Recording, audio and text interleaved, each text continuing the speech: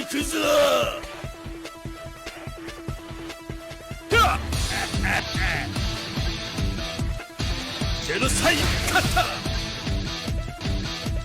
What's happening, everybody? Welcome back. This is Forgo, and today we're on my free-to-play account. We're going to see if we can hit that 500 million against Immortal Rahk, especially since this lovely thing has joined the game. Now, unfortunately, on my free-to-play account, I don't have Guinness. I wish I did because he is a red fighter and he would have the type advantage against Immortal Rahk, but unfortunately, I never got the character on this account. Guinness really hated my guts on my free-to-play pools, and really, to be honest, he hated my guts on my main account as well. I did end up getting another memory for him last night, actually, on my main account. So actually, I got him to A3, which I probably end up talking about him later on in another video. But we just want to see how well we can do on my free-to-play account. I mean, this is how my account's been looking so far, and I pretty much have just been leveling up SS and BS characters, and that's pretty much it for the most part. I mean, there's a couple, outliers here, like Pretty Big, and then Leona 12 there. But most of my characters were either collaboration or SS or BS, right? And I'm really finding that that's how I'm getting further in the game. I do got Guinness there also leveled up, so I really would like to get that 3PG for him. That would really help. But I gotta tell you, man, just leveling up like SS and BS characters and collaboration characters, you're going to find that you can actually do very well in the game. Like in Guild Raid, I can get the max scores for a lot of them, or at least I can, in a couple keys, I can get the max scores, get the imprint stones. I'm pretty much completing almost all the Immortal Dungeons now. And in this Immortal Dungeon, which in my opinion is the hardest one of them all, I got the score blocked out so you guys can't see what I actually got. And the last time Immortal Rahk was here, and I got this score blocked out as well, I got about 367 million. And now, with Leona on the team, how much of a difference did that make? Just having Leona on the team. I'm pretty much using the same characters that I used before. So I got Kyo, I got Honoka, and I got Cosme on the first team, and they're just getting buffed up by Kyo with this increase to SS fighters by 60%. And then on the second team, they're getting buffed up by Zero here, who gives the increased purple fighter attack by 50%, and then the charge rate by 15%. And that works really well with Iori and Leona because both of them have 30% PG rate in her core, but Leona also has the 15% PG rate stone because on this account, I just didn't have any gold stones, so I decided to go ahead and give her that stone. So she actually natively just has 45% PG rate, which is crazy. And as far as my builds, we're just going to run the Kula set on Kyo. He's just got, 3 stones, maxed out stones on him, max capsules. And then Honoka here. Honoka will have, if this thing ever loads, she's just got 1 imprint stone. She does have max capsules, and we're just using this Ash set, which does give her an extra 5% PG rate. That does help in doing her supers more often. Nothing too special, though. And then we have Cosme here, who I have the DOA 6 collaboration set on, which is crazy because this is my free-to-play account. It's just wacky that I got that set. Didn't even get it on my main account. And then we have, these other cards for her, these option cards. I just try to equip whatever cooldown cards I had available for these characters, so that way they could run through their skills more often. And Zero here, we have the Akane set on him. Really having this last 2 seconds of immunity from this set really helps this character. And I do have 2 max stones on him, and he does have max capsules on him as well, but he isn't completely leveled up. He's just level 21, not level 30. And then Iori here is level 28. This is what I find the most difficult thing about free to play is getting enough experience bottles. Because I'm just focusing on SS, BS, and collaboration characters, I'm not really working on the RHD very much at all. I'm only at tier 10 and Reviving Hell's Dungeon, just tier 10. So I'm not really getting a lot of experience bottles, but yet still able, these characters are so powerful, still able to do very well and get a bunch of extra rubies, right? Which is pretty cool. He does have the Mad Tea Party set on him, and he does have 3 max imprint stones on him as well. And then for my girl, Leona, who just has 1 stone on her, and it is that PG rate stone, we're going to be running this set on her. And by the way, I didn't even realize this, but I did that run. I already pre-recorded the run, and I didn't even have this damn set card leveled up. My God. I probably would have done even better if I'd had this leveled up. So boo-boo on Forgo's part. Oh my, I was just in a rush when I went ahead and recorded that video, and I'm not spending another 100 rubies just to refresh this thing. So it's what it is. But we would have had a lot more attack. That would have made Leona so much stronger because her burn is based off of her attack. Her dot explosion is based off her attack. So yeah, what a bummer that I didn't have that leveled up. So that is the next thing that I'm going to be doing. Probably after I record this video, I'll probably go ahead and level that up, that's just crazy that I didn't even do that. Wow, not bad. Good job, Forgo. Good job. And she does have max capsules on her. So again, I got 367 million before. Let's see what we can do now. So I'll go ahead and bring up the run. Let's watch this. Here we go. And remember that yellow has a disadvantage against this guy, right? See that the blue numbers coming up? That means that the yellow, they have a disadvantage. So Kyo and Honoka are actually doing 50% less damage to this boss, right? If I was using a red, we'd be doing 50% more damage. And that's actually quite astonishing to know, considering that these characters can do as much damage as they can. It's pretty impressive, honestly. But Rahk hits like a truck. When he does hit you, he's going to do so much damage that he's just going to destroy you, right? Come on, girl. Come on. Still love Cosme. Very underrated character for some reason. I don't know why, but she's insanely good.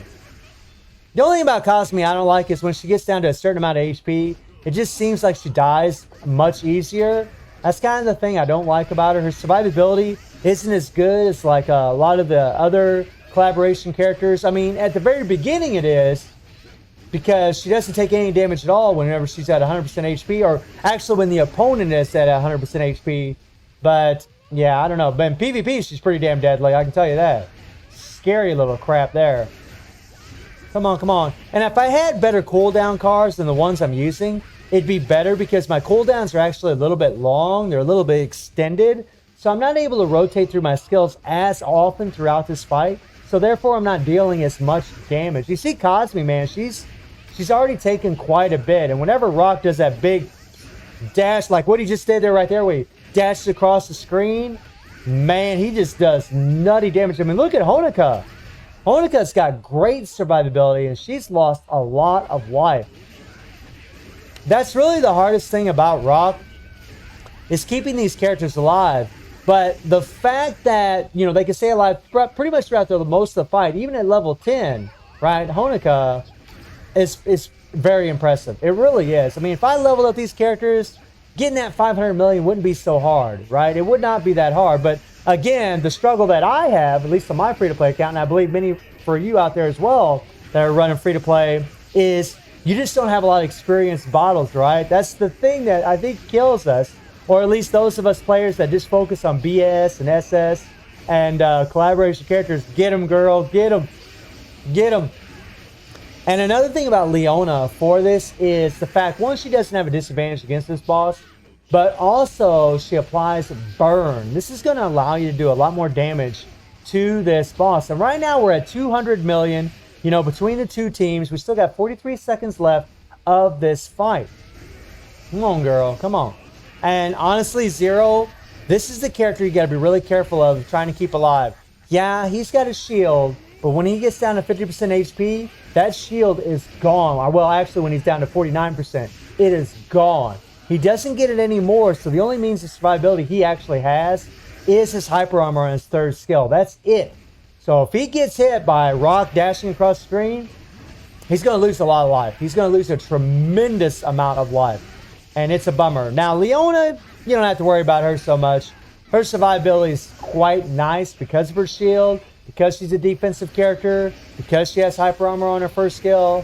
She just got a lot of survivability tools. And to be fair, the fact that she's got that extra PG rate and from that stone, she's able to rotate through her skills more often, or rotate through her super and her core finisher more often, right? And that just gives her more survivability because you're an iframe whenever you're doing those skills.